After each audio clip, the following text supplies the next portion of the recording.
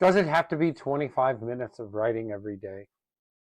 Do you have to write 200 words daily? The answer to both of these is no. On the other hand, watching the lines on your road or seizing that tow rope, those are both useful practices and habits. You want to move forward after all. You want to grab a hold of the rope. Michael Connelly had himself filmed recently, swearing to 15 minutes a day of everyday contact with your book. Books are not Substack posts or Instagram captions or even reels on Facebook. They're big. And because a book is a big commitment for a reader, it should be a big commitment for a writer. But the everyday pace is the kind of devotion that you hope your readers are going to deliver once they buy or they borrow. Unless your book's a how-to nonfiction book, we want our readers to use cadence to help them move through our books and finish. In a Readsy discussion about tracking book numbers, word count came up. It always does. These things work different for everybody. It's the same kind of choice as outlining versus creating a book by the seat of your pants. Lately, that outlining choice, and that could be just plot point headlines, that's being blended with pantsing.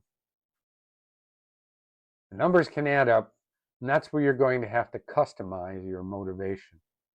Every November, authors sign up to write 50,000 words in a month. They call it a novel draft, and it's the draft part that's unquestionable. At 50,000 is a start, even if the sentences are sound and the paragraphs pop. You're just looking for a way to see where you're standing on the map. Searching for the "you are here" is just human nature. But it is human. AI, when people try to use it for generating narrative stories, struggle to hold something together as big as a book.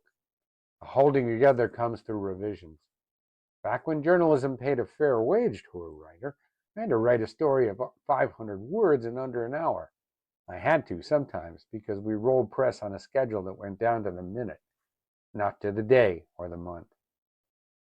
I suggest you still look at words while you're counting up, but let them act like the painted road lines, those unbroken ones that are to the right of the moving car that is your book.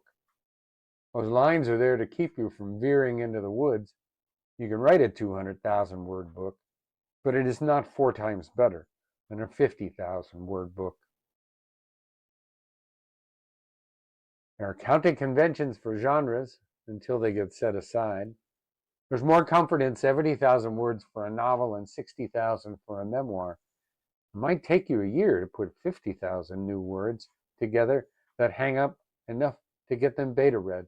Or you might bang them out 600 words in a half an hour, making something that you can at least revise. It's fun to do the math when you see how far you must go. You write 200 words a day and you have your 70,000. You even get to take Thanksgiving and Christmas and the New Year's holidays off. And then you spend another 10 months revising, maybe. Your promise now becomes a chapter a week, using non-thriller chapter lengths. How am I doing?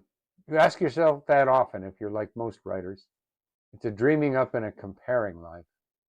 It's easiest to count days, and 15 minutes is always available to you, whether you're in the middle of your life or just starting out or bringing it home in your final act.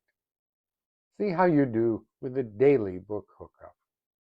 If you get close, counting your effort might just add up for you.